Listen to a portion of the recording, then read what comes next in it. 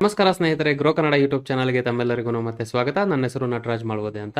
ಇವತ್ತಿನ ವಿಡಿಯೋದಲ್ಲಿ ನಾವೇನಪ್ಪ ಅಂದ್ರೆ ಸುಮಾರು ರೀತಿಯ ಚಾರ್ಜಸ್ಗಳು, ಈಗ ಸ್ಟಾಕ್ ಮಾರ್ಕೆಟ್ ಇರ್ಬೋದು, ಮ್ಯೂಚುವಲ್ ಫಂಡ್ಸ್ ಇರ್ಬೋದು, ಅದರದಾದಂತಹ ಚಾರ್ಜಸ್ಗಳು ಇರುತ್ತೆ. ಬಟ್ ಏನಾಗುತ್ತೆ, ನಮಗೆ ಕೆಲವೊಂದ್ಸತಿ ಅದ್ರ ಬಗ್ಗೆ ಗೊತ್ತಿರಲ್ಲ, ಅಥವಾ ಗೊತ್ತಿದ್ರು ನಾವು ಅದ್ರ ಬಗ್ಗೆ ಅಷ್ಟೊಂದು ಕಾಳಜಿ ವಹಿಸಿರಲ್ಲ.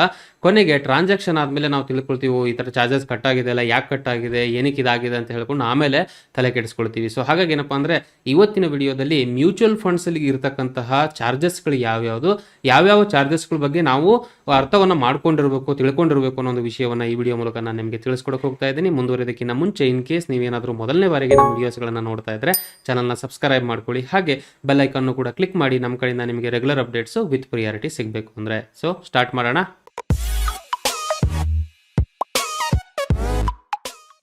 ಮೊದಲನೇದಾಗಿ ಹೇಳಬೇಕಪ್ಪ ಅಂದರೆ ಎರಡು ರೀತಿಯ ಚಾರ್ಜಸ್ಗಳು ಮ್ಯೂಚುವಲ್ ಫಂಡ್ಸಲ್ಲಿ ಬರ್ತಕ್ಕಂಥದ್ದು ಆಗಿರುತ್ತೆ. ಮೊದಲನೇದಾಗಿ ಬರ್ತಕ್ಕಂಥದ್ದು ಫಿಕ್ಸೆಡ್ ಚಾರ್ಜಸ್, ಅಂದರೆ ಒಂದು ಸತಿ ಚಾರ್ಜ್ ಮಾಡ್ತಕ್ಕಂಥದ್ದು. ಎರಡನೇದು ರಿಕರಿಂಗ್ ಚಾರ್ಜಸ್, ಅಂದರೆ ಕಂಟಿನ್ಯೂಸ್ ಆಗಿ ಚಾರ್ಜ್ ಮಾಡ್ತಕ್ಕಂಥದ್ದು. ಸೊ ಮೊದಲನೇದಾಗಿ ಈ ಒಂದು ಫಿಕ್ಸೆಡ್ ಚಾರ್ಜಸ್ಗಳ ಬಗ್ಗೆ ನಾವು ಇವಾಗ ಅರ್ಥ ಮಾಡ್ಕೊಳ್ಳೋಣ. ಫಿಕ್ಸೆಡ್ ಚಾರ್ಜಸ್ ಅಂತಂದರೆ ಹೆಸರು ಹೇಳೋ ಪ್ರಕಾರನೇ ಒಂದು ಸತಿ ಚಾರ್ಜ್ ಮಾಡ್ತಕ್ಕಂಥದ್ದು. ಯೂಶ್ವಲಿ ಲೋಡ್ ಅಂತ ಕರೀತಾರೆ, LOED ಲೋಡ್ ಅಂತ ಕರೀತಾರೆ.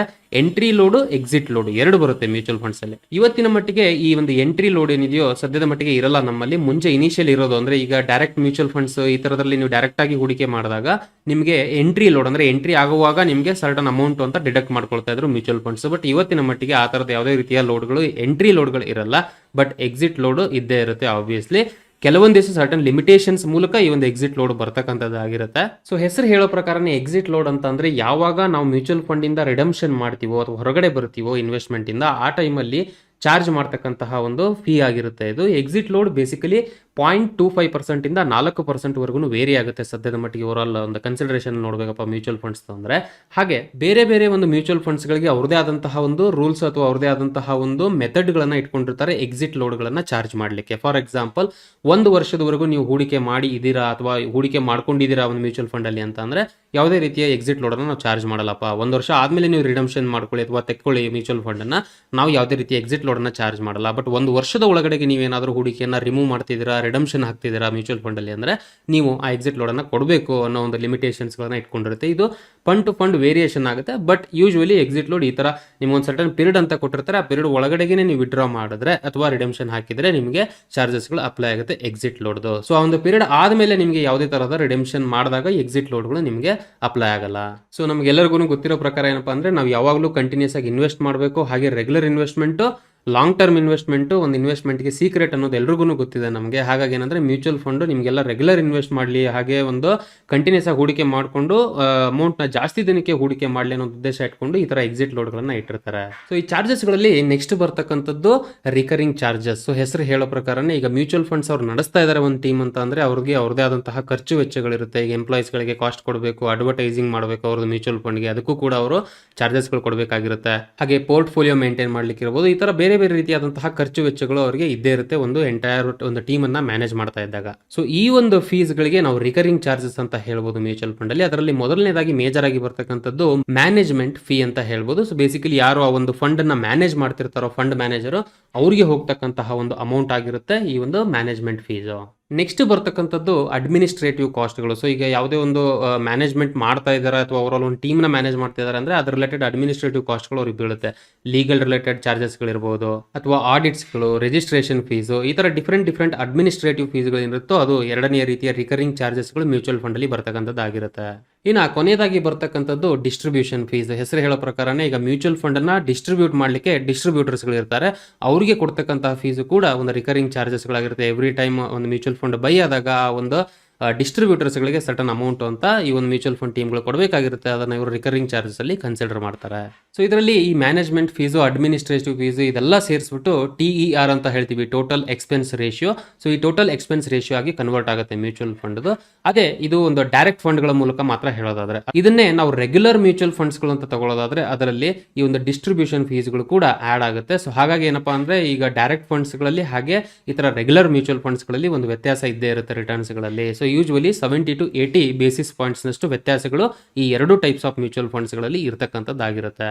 ಸೊ ಈ TER ಅಂತ ಏನ್ ಹೇಳ್ತೀವಿ, total expense ratio, every mutual fund ಅಲ್ಲೂ ಇದ್ದೇ ಇರುತ್ತೆ. ಸೊ ಎಕ್ಸ್ಪೆನ್ಸ್ ರೇಷಿಯೋ ಅಂತ ಹೇಳಿ ಅವರು ಚಾರ್ಜಸ್ ಅಪ್ಲೈ ಮಾಡ್ತಾರೆ. ಇದಕ್ಕೆ ಒಂದು ಮ್ಯಾಕ್ಸಿಮಮ್ ಲಿಮಿಟ್ ಅಂತ ಇರುತ್ತೆ. ಆ ಲಿಮಿಟ್ ಅನ್ನ ರೆಗ್ಯುಲೇಟರ್ಸ್ಗಳು, for example in our India Securities Exchange Board of India ಅಂತ ಏನ್ ಬರುತ್ತೋ ರೆಗ್ಯುಲೇಟರ್ಸ್ಗಳು, ಅವರು ಫಿಕ್ಸ್ ಮಾಡ್ತಕ್ಕಂಥದ್ದಾಗಿರುತ್ತೆ ಈ ಒಂದು ಮ್ಯಾಕ್ಸಿಮಮ್ TER ಲೆವೆಲ್ ಅನ್ನ. ಸೊ ಹಾಗಾಗಿ ಏನಪ್ಪಾ ಅಂದ್ರೆ ಈ TER ಏನಿದೆಯೋ total expense ratio mutual fund operational ಎಫಿಷಿಯನ್ಸಿನ ಇಂಡಿಕೇಟ್ ಮಾಡುತ್ತೆ ಒಂದು ಮ್ಯೂಚುವಲ್ ಫಂಡ್. ಫಾರ್ ಎಕ್ಸಾಂಪಲ್ ಇದನ್ನ ನೋಡೋದ್ರ ಮೂಲಕ ಈಗ ಒಂದೇ ಪೋರ್ಟ್ಫೋಲಿಯೋ, ಒಂದೇ ರೀತಿ ಇನ್ವೆಸ್ಟ್ಮೆಂಟ್ ಪೋರ್ಟ್ಫೋಲಿಯೋ ಮ್ಯೂಚುವಲ್ ಫಂಡ್ಸ್ ಗಳಿದೆ ಅಂತ ಅನ್ಕೊಳ್ಳೋಣ. ಎರಡು ಮ್ಯೂಚುವಲ್ ಫಂಡ್ಸ್ಗಳು, ಒಂದರಲ್ಲಿ ಜಾಸ್ತಿ ಎಕ್ಸ್ಪೆನ್ಸ್ ರೇಷಿಯೋ ಇದೆ, ಇನ್ನೊಂದರಲ್ಲಿ ಕಡಿಮೆ ಎಕ್ಸ್ಪೆನ್ಸ್ ರೇಷಿಯೋ ಇದೆ ಅಂತ ಅಂದ್ರೆ ಜಾಸ್ತಿ ಎಕ್ಸ್ಪೆನ್ಸ್ ರೇಷಿಯೋ ಇರತಕ್ಕಂತಹ ಮ್ಯೂಚುವಲ್ ಫಂಡ್ ಹೈಯರ್ ಪರ್ಫಾರ್ಮ್ ಮಾಡಲೇಬೇಕಾಗಿರುತ್ತೆ. ಅಥವಾ ಎಕ್ಸ್ಪೆಕ್ಟೇಷನ್ ನಾವು ಒಂದು ಫಂಡ್ ಮೇಲೆ ಇರೋದಕ್ಕೆ ಜಾಸ್ತಿ ಒಂದು ಎಕ್ಸ್ಪೆನ್ಸ್ಗಳು ಅಲ್ಲಿ ಖರ್ಚಾಗ್ತಾ ಇರುತ್ತೆ. ಸೊ ಅದಾಗ್ತಾ ಇದೆಯಲ್ಲ ಅಂತ ನೋಡೋದ್ರ ಮೂಲಕ ನಮಗೆ ಆಪರೇಷನಲ್ ಎಫಿಷಿಯನ್ಸಿ ಗೊತ್ತಾಗುತ್ತೆ ಮ್ಯೂಚುವಲ್ ಫಂಡ್. ಯಾಕಪ್ಪ ಅಂತ ಅಂದ್ರೆ ಈ ಒಂದು NAV ಏನಿರುತ್ತೋ net asset value mutual fund TER ನ ಎಕ್ಸಂಪ್ಷನ್ ಆದ್ಮೇಲೆ, TER ನ ಅದರಲ್ಲಿ ಕಳೆದಾದ್ಮೇಲೆ ನಮಗೆ ನೆಟ್ ಅಸೆಟ್ ವ್ಯಾಲ್ಯೂ ಅನ್ನ ತೋರಿಸ್ತಾರೆ. ಸೊ ಹಾಗಾಗಿ ಏನಪ್ಪಾ ಅಂದ್ರೆ ಈ TER direct operational efficiency of mutual fund ಅನ್ನ ಇಂಡಿಕೇಟ್ ಮಾಡುತ್ತೆ. ನಾನು ಆಲ್ರೆಡಿ ಹೇಳ್ತಾ ಇದ್ದೆ TER ಗೆ ಒಂದು ಲಿಮಿಟೇಷನ್ ಅಂತ ಇರುತ್ತೆ. ಇಷ್ಟು ಲಿಮಿಟ್ ಮೇಲೆ ಅವ್ರು ಜಾಸ್ತಿ TER ಅಥವಾ ಒಂದು ಟೋಟಲ್ ಎಕ್ಸ್ಪೆನ್ಸ್ ರೇಷಿಯೋನ ಇಡಬಾರ್ದು ಅಂತ ಹೇಳ್ಕೊಂಡು usually equity related mutual funds ಗಳಿಗೆ 2.25% ವರೆಗೂ, ಹಾಗೆ ಡೆಟ್ ಮ್ಯೂಚುವಲ್ ಫಂಡ್ಸ್ ಗಳಿಗೆ ಅಪ್ ಟು 2% ವರೆಗೂ TER ಅನ್ನ ಒಂದು ಮ್ಯೂಚುವಲ್ ಫಂಡ್ ಸೆಟ್ ಮಾಡಬಹುದಾಗಿರುತ್ತೆ.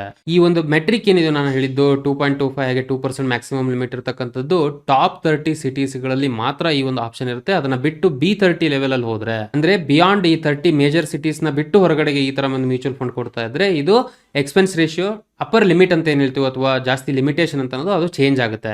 ಈ ಕೇಸಲ್ಲಿ 2.55% ಇಕ್ವಿಟಿ ಮ್ಯೂಚುವಲ್ ಫಂಡ್ಸ್ ಗಳಿಗಿದ್ರೆ 2.3% ನಷ್ಟು ಡೆಟ್ ಮ್ಯೂಚುವಲ್ ಫಂಡ್ ಗಳಿಗಿರುತ್ತೆ. ಸೊ ನೀವು ಇಲ್ಲಿ ಕೇಳಬಹುದು ಏನಕ್ಕಪ್ಪ ಈ ಡಿಫರೆನ್ಸ್ ಇರಬಹುದು ಅಂತ ಹೇಳ್ಕೊಂಡು, ಇಟ್ಸ್ ವೆರಿ ಸಿಂಪಲ್. ಏನಪ್ಪಾ ಅಂದ್ರೆ ಆಲ್ರೆಡಿ ಬೆಳೆದಿರತಕ್ಕಂತ ಸಿಟೀಸ್ ಅಲ್ಲಿ ಜಾಸ್ತಿ ಪ್ರಮೋಷನ್ ಮಾಡ್ತಕ್ಕಂಥ ಅವಶ್ಯಕತೆಗಳೆಲ್ಲ ಜನಗಳಿಗೆ ಒಂದು ಸರ್ಟನ್ ನಾಲೆಜ್ ಅಂತ ಇರುತ್ತೆ. ಅದೇ ನಾವು ಆ ತರ ಟಾಪ್ ಸಿಟೀಸ್ ಗಳು ಬಿಟ್ಟು ಈಗ ಹಳ್ಳಿಗಳ ಸೈಡ್ ಅಲ್ಲಿ ಅಲ್ಲೆಲ್ಲ ಹೋದಾಗ ಇದ್ರ ಬಗ್ಗೆ ನಾಲೆಜ್ ತಿಳುವಳಿಕೆ ಸ್ವಲ್ಪ ಕಡಿಮೆ ಇರುತ್ತೆ. ಆ ತರ ಸಮಯದಲ್ಲಿ ಅಡ್ವರ್ಟೈಸ್ಮೆಂಟ್ ಜಾಸ್ತಿ ಮಾಡಬೇಕಾಗುತ್ತೆ ಯಾವುದೇ ಒಂದು ಮ್ಯೂಚುವಲ್ ಫಂಡ್. ಸೊ ಹಾಗಾಗಿ ಏನಪ್ಪಾ ಅಂದ್ರೆ ಈ ತರ ಬಿಯಾಂಡ್ 30 ಸಿಟೀಸ್ಗಳು ಅದನ್ನು ಬಿಟ್ಟು ಬೇರೆ ಕಡೆಗೆ ಏನಾದರೂ ಅವ್ರು ಕೊಡ್ತಾ ಇದ್ರೆ ಮ್ಯೂಚುವಲ್ ಫಂಡ್ಸ್ಗೆ ಯೂಶುವಲಿ TER ಲಿಮಿಟ್ ಅನ್ನ ಜಾಸ್ತಿ ಇಟ್ಟಿರ್ತಾರೆ. ಸೊ ಈ ತರ ಫಿಕ್ಸೆಡ್ ಹಾಗೆ ರಿಕರಿಂಗ್ ಫೀಸ್ ಏನಿರುತ್ತೋ ಮ್ಯೂಚುವಲ್ ಫಂಡ್ ಅದನ್ನ ಬಿಟ್ಟು ಕೂಡ ಟ್ಯಾಕ್ಸಸ್ ಇರಬಹುದು, ಹಾಗೆ ರೆಗ್ಯುಲರ್ ರಿಡೆಂಪ್ಷನ್ ಅಥವಾ ನಾವು ಡೈರೆಕ್ಟ್ ಇನ್ವೆಸ್ಟ್ಮೆಂಟ್ ಮಾಡಿದಾಗ ಅದರಲ್ಲಿ ಆಗ್ತಕ್ಕಂಥ ಟ್ರಾನ್ಸಾಕ್ಷನ್ಗೆ ಚಾರ್ಜಸ್ ಏನಿದೆಯೋ ಟ್ಯಾಕ್ಸ್ ಗಳನ್ನು ಕೂಡ ಪೇ ಮಾಡೋದು ನಮ್ಮ ಇನ್ವೆಸ್ಟರ್ಸ್ ಗಳ ಮೇಲೆ ಇದ್ದೇ ಇರುತ್ತೆ. ಇದನ್ನ ಅವಾಯ್ಡ್ ಮಾಡೋಕ್ಕೆ ಆಗಲ್ಲ. ನಾವು ಟ್ಯಾಕ್ಸ್ ಇರ್ಬೋದು ಅಥವಾ ಸ್ಟಾಂಪ್ ಡ್ಯೂಟಿಗಳು ಇರ್ಬೋದು, ಇದೆಲ್ಲವನ್ನು ನಾವು ಪೇ ಮಾಡಲೇಬೇಕಾಗುತ್ತೆ ಯಾವಾಗ ನಾವು ಟ್ರಾನ್ಸಾಕ್ಷನ್ ಮಾಡ್ತೀವೋ ಅವಾಗ. ಸೊ ಓವರ್ ಆಲ್ ನಮ್ಗೆ ಇಲ್ಲಿ ಅರ್ಥ ಆಗ್ತಾ ಇದೆ, ಓವರ್ ಆಲ್ ಈ ಒಂದು ಮ್ಯೂಚುವಲ್ ಫಂಡ್ ಅಲ್ಲಿ ಸುಮಾರು ರೀತಿಯ ಕಾಸ್ಟ್ಗಳು ಇನ್ವಾಲ್ವ್ ಆಗಿರುತ್ತೆ. ಸೊ ಹಾಗಾಗಿ ಏನಪ್ಪಾ ಅಂದ್ರೆ ಯಾವುದೇ ಒಂದು ಸಮಯದಲ್ಲಿ ನಾವು ಮ್ಯೂಚುವಲ್ ಫಂಡ್ ಅಲ್ಲಿ ಹೂಡಿಕೆ ಮಾಡ್ತಿದೀವಿ ಅಂತ ಅಂದ್ರೆ ಎಷ್ಟು ಚಾರ್ಜಸ್ಗಳು ಅವ್ರು ಮಾಡ್ತಾರೆ, ಬರೀ ಎಷ್ಟು ರಿಟರ್ನ್ ಕೊಟ್ಟಿದೆ ಅಂತ ಮಾತ್ರ ನೋಡೋದಲ್ಲ, ಎಷ್ಟು ಚಾರ್ಜಸ್ಗಳು ಮಾಡ್ತಾ ಇದ್ದಾರೆ, ಯಾವ ರೀತಿ ಕಾಸ್ಟ್ ಸ್ಟ್ರಕ್ಚರ್ ಇದೆ ಒಂದು ಮ್ಯೂಚುವಲ್ ಫಂಡ್, ಇದೆಲ್ಲವನ್ನು ತಿಳ್ಕೊಂಡು ಅದಾದ್ಮೇಲೆ ಕಂಪೇರ್ ಮಾಡಿ ಹೂಡಿಕೆ ಮಾಡೋದು ಸೂಕ್ತವಾಗಿರುತ್ತೆ ಮ್ಯೂಚುವಲ್ ಫಂಡ್ಗಳಲ್ಲಿ. ಸೊ ನಾನು ಇಲ್ಲಿವರೆಗೂ ಕೊಟ್ಟಿರ್ತಕ್ಕಂಥ ಮಾಹಿತಿ ನಿಮಗೆ ಇಷ್ಟ ಆಗಿದೆ ಅಂತ ಅನ್ಕೊಳ್ತೀನಿ. ಸುಮಾರು ರೀತಿಯ ವಿಷಯಗಳನ್ನ ಅರ್ಥ ಮಾಡ್ಕೊಂಡಿದೀವಿ. ವಿಡಿಯೋ ಇಷ್ಟ ಆದಲ್ಲಿ ವಿಡಿಯೋ ಲೈಕ್ ಮಾಡೋದನ್ನ ಮರೆಯಕ್ಕೆ ಹೋಗ್ಬಿಡಿ. ಹಾಗೆ ಈ ತರ ವಿಷಯಗಳನ್ನ ಬೇರೆ ಕನ್ನಡಿಗರಿಗೂ ಶೇರ್ ಮಾಡಿ. ಸುಮಾರು ಜನಕ್ಕೆ ಈ ತರ ವಿಷಯಗಳು ತಲುಪಬೇಕಾಗಿದೆ. ಇನ್ ಕೇಸ್ ನೀವೇನಾದ್ರೂ ಮೊದಲನೇ ಬಾರಿಗೆ ನಮ್ಮ ವಿಡಿಯೋಸ್ಗಳನ್ನ ನೋಡ್ತಾ ಇದ್ದು ಚಾನಲ್ನ ಸಬ್ಸ್ಕ್ರೈಬ್ ಮಾಡ್ಕೊಂಡಿಲ್ಲ ಅಂತಂದ್ರೆ ಚಾನಲ್ ಸಬ್ಸ್ಕ್ರೈಬ್ ಮಾಡ್ಕೊಳ್ಳಿ. ಇದೇ ರೀತಿಯಾದಂತಹ ಇಂಟ್ರೆಸ್ಟಿಂಗ್ ಅಪ್ಡೇಟ್ಸ್ಗಳನ್ನ ಸ್ಟಾಕ್ ಮಾರ್ಕೆಟ್ ಹಾಗೆ ಫಿನಾನ್ಸ್ ಬಗ್ಗೆ ಮತ್ತೆ ನಮ್ಮ ಚಾನಲ್ ಅಲ್ಲಿ ಅಪ್ಲೋಡ್ ಮಾಡ್ತಾ ಇದೀವಿ ಫ್ಯೂಚರ್ ಅಲ್ಲಿ. ಹಾಗೆ ರೀಸೆಂಟ್ ಆಗಿ ಟೆಲಿಗ್ರಾಮ್ ಚಾನಲ್ ಓಪನ್ ಮಾಡಿರ್ತೀವಿ ಗ್ರೋ ಕಡೆಯಿಂದ. ಸೊ ದಟ್ ಏನು ಈ ಸ್ಟಾಕ್ ಮಾರ್ಕೆಟ್ ಆಗಿ ಯಾವುದೇ ಒಂದು ಅಪ್ಡೇಟ್ಸ್ ಇರುತ್ತೆ ಫಿನಾನ್ಸ್ ಬಗ್ಗೆ, ಅದನ್ನ ಇಮಿಡಿಯೇಟ್ ಆಗಿ ಟೆಕ್ಸ್ಟ್ ಫಾರ್ಮೆಟ್ ಅಲ್ಲಿ ತಲುಪಿಸಬೇಕು ಅನ್ನೋ ಉದ್ದೇಶ ಇಟ್ಕೊಂಡು ಆ ಚಾನಲ್ ಲಿಂಕ್ ನ ಡಿಸ್ಕ್ರಿಪ್ಷನ್ ನಾವು ಕೊಟ್ಟಿರ್ತೀವಿ. ಅದನ್ನ ಚೆಕ್ ಮಾಡಿ ನೀವು ಫ್ರೀ ಆಗಿ ಸಬ್ಸ್ಕ್ರೈಬ್ ಆಗಬಹುದು ಟೆಲಿಗ್ರಾಮ್ ಚಾನಲ್ಗೆ.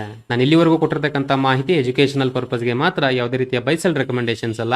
ಯಾವುದೇ ಹೂಡಿಕೆಯನ್ನು ಮಾಡೋದಕ್ಕಿಂತ ಮುಂಚೆ ಪ್ರಾಪರ್ ಆಗಿ ಅನಲೈಸ್ ಮಾಡಿ ಡಿಸಿಷನ್ ತಗೊಳ್ತಕ್ಕದ್ದು. Because stock market are mutual fund investments are subject to market risk. ಇಷ್ಟು ಹೇಳ್ತಾ ಈ ವಿಡಿಯೋನ ಇಲ್ಲಿಗೆ ಮುಗಿಸ್ತಾ ಇದ್ದೀನಿ. ಮತ್ತೆ ನಿಮಗೆ ನೆಕ್ಸ್ಟ್ ಇನ್ನೊಂದು ಇಂಟ್ರೆಸ್ಟಿಂಗ್ ವಿಡಿಯೋದಲ್ಲಿ ಸಿಗ ಹೋಗ್ತಾ ಇದ್ದೀನಿ. ಅಲ್ಲಿವರೆಗೂ ಜೈ ಹಿಂದ್.